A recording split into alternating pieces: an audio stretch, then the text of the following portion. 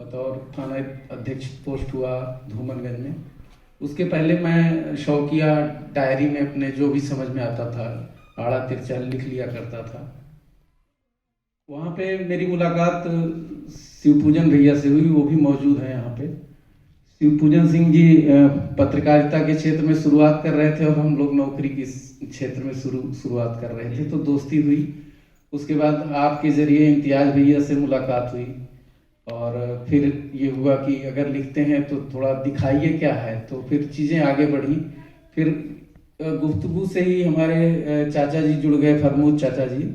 और आप हमारे गांव के बगल में टीवी टावर था, वहाँ पे चीफ ऑफिसर थे, इंजीनियर थे, वहाँ पे नौकरी करते थे। बहुत छोटे में मैं कभी पैदल हो जाया करता था, तो मुझे अपनी वो वैन थी इनके पास दूरदर्शन की, उसमें बैठा के ले भी जाते थे। गौरीगंज बाजार में हमारा स्कूल था, वहाँ पे पहुँचाते थे, फिर वापस आना जाना। लेकिन मैं ना, मुझे उस समय कुछ ऐसा था पता कि आप शायरी करते हैं, ना मैं नौकरी में आने के बाद भी मुझे पता नहीं था। लेकिन देखिए ऊपर वाला कैसे खेल करता है कि शिवपूजन भैया से नई मुलाकात हुई, फिर उसके बाद जाके फिर पुराने रास्ते पे पहुंच गया मैं। तो फरमूद चाचा जी ने गुरुजी से मिलवाया, उनसे पहली मुलाकात हुई, तो फिर उन्होंने मेरी कविता के बारे में भी मदद करनी शुरू की। फिर धीरे धीरे ताल्लुकात ऐसे हो गए कि फिर वो मेरे साथ रहने के लिए राजी हो गए।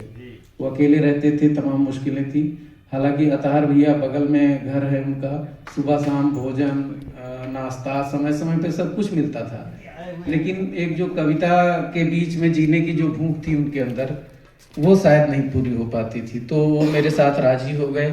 फिर मैं सीखता रहा। कभी कभी मजाक में भी कहते थे कि मैं और बूढ़ा हो जाऊंगा तो फिर तुम मेरे गुरु हो जाओगे, इस तरह का भी मजाक कर लिया करते थे। और बहुत जिंदा दिल थे और टू द पॉइंट कहते थे। हालांकि लोगों को कभी कभी ये लगता जरूर था कि ये बात यहाँ नहीं होनी चाहिए थी, लेकिन वो इन सब चीज़ों की कभी फिक्र नहीं करते थे। यश भैया ने काफ़ी गहरे तक उनके बारे में बता दिया है और आप उनसे बहुत कम उम्र से ही जुड़े थे, करीब 30-40 साल का अनुभव है आपको। मुझे तो 10-12 साल का अनुभव रहा। बाकी उनका सुबह फ़ोन करना, प्रतिदिन सुबह फ़ोन करके पूछते थे बेटा कैसे हो, आशीर्वाद देना, फिर 2-4 मिनट बात करना। और जैसा मैंने किताब में भी लिखा है एक पेज उनके लिए, तो उसमें भी मैंने जिक्र किया है, जब वो बीमार थे तो मैं उन्हें औरैया ले गया जहाँ इस समय तैनाती है। वहाँ पर बीमार थे, सुबह में दवा के टाइम पे, दोपहर में 2-3 बार उनके पास आना जाना ड्यूटी से समय निकाल के कर लेता था।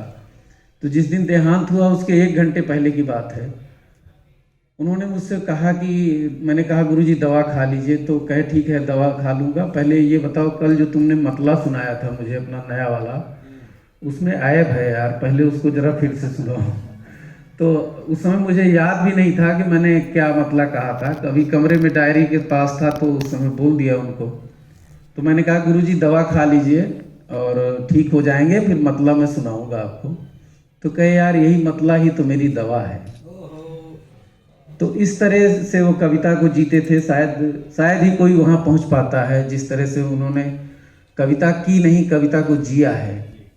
तो हमारी जो है, हमारे लिए तो गुरु और आत्मीय गुरु हो गए एक तरह से। जैसे हम सीखते हैं कहीं से, विद्यालय में जाते हैं, तमाम हमारे सीनियर्स होते हैं, गुरु होते हैं, लेकिन जिस तरह से उन्होंने आत्मिक निरीक्षण किया मेरा, और मुझे कविता के बारे में ही नहीं, जीवन के और पहलुओं के बारे में भी, वो क्योंकि एक ही कमरे में रहना होता था, तो फिर जो भी वो उतार पाए। उन्होंने कहा जो भी मेरे पास है मैं चाहता हूँ तुम ज़्यादा से ज़्यादा सीख लो। ड्यूटी के कारण मैं कभी कभी बीच में छोड़ के भागना पड़ता था मुझे, कभी कोई चर्चा हो रही है, कोई संस्मरण सुना रहे हैं, अपने इलाहाबाद के बहुत सारे संस्मरण सुनाते थे। उनके कई संस्मरण मैंने वॉइस रिकॉर्ड भी कर रखे हैं, लेकिन अब वो बाद में आप लोगों के बीच में दूंगा, जो मुझे सुनाया करते थे नॉर्मली। तो बहुत बहुत सबको मैं पुनः आभार, हमारा सबको नमन है कि आप लोग हमारे कहने पर इस पुनीत कार्य के लिए, इस कार्यक्रम के लिए उपस्थित हुए। बहुत बहुत धन्यवाद। Thank you.